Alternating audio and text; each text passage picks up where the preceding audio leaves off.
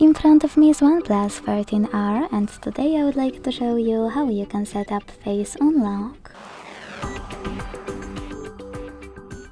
Begin by opening Settings and scrolling to click on Security and Privacy.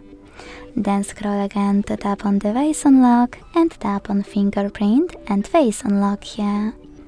Then tap on Face section, hit Agree, enter your screen lock and tap on Add Now.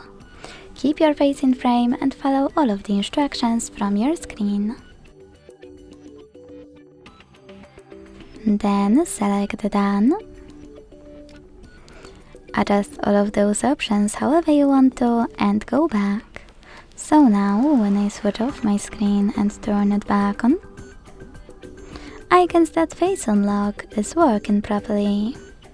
Thanks so much for watching. If you enjoyed this video, don't forget to leave a like, comment and subscribe. Bye!